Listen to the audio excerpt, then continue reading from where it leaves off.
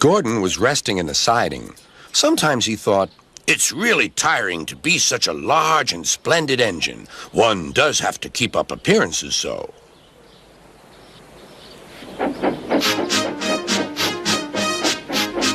Beep, beep, beep, beep. "Hello, lazy bones," whistled Henry.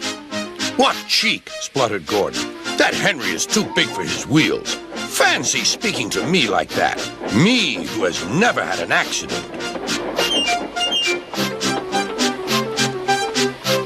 "Aren't jammed whistles and burnt safety valves accidents?" asked Percy innocently.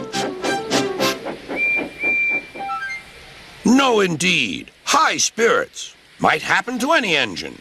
But to come off the rails like Henry did, well, I ask you, is that right?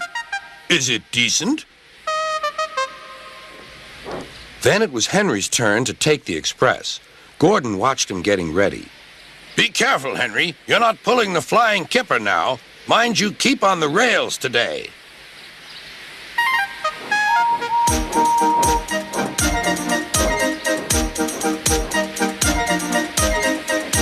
Henry went off in a huff, and Gordon yawned and went to sleep. But not for long. "Wake up, Gordon," said his driver. "A special train's coming, and we're to pull it." "Is it coaches or freight cars?" "Cars," said his driver. "Cars," said Gordon.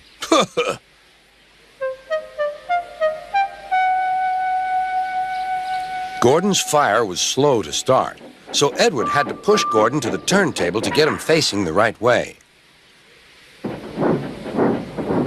"I won't go! I won't go!" grumbled Gordon. "Don't be silly! Don't be silly!" puffed Edward. At last, Gordon was on the turntable. The movement had shaken his fire. It was now burning nicely and making steam. Gordon was cross and didn't care what he did. He waited till the table was halfway round. "I'll show them! I'll show them!" he hissed. He moved slowly forward to jam the table, but he couldn't stop himself and slithered into a ditch. "Whoosh!" he hissed. "Get me out! Get me out!" "Not a hope," said his driver and fireman. "You're stuck, you silly great engine. Don't you understand that?" They telephoned Sir Topham Hatt. "So Gordon didn't want to take the special train and ran into a ditch?" "What's that you say? The special's waiting? Tell Edward to take it, please, and Gordon, leave him where he is. We'll get him out later." On the other side of the ditch, some little boys were chattering. "Oh, doesn't he look silly? They'll never get him out." They began to sing.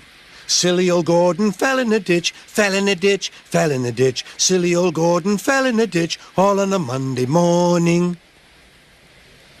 Gordon lay in the ditch all day. "Oh dear," he thought, "I shall never get out."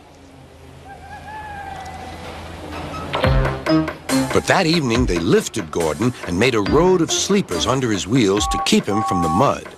Strong ropes were fastened to his back end, and James and Henry, pulling hard, managed to bring him to safety.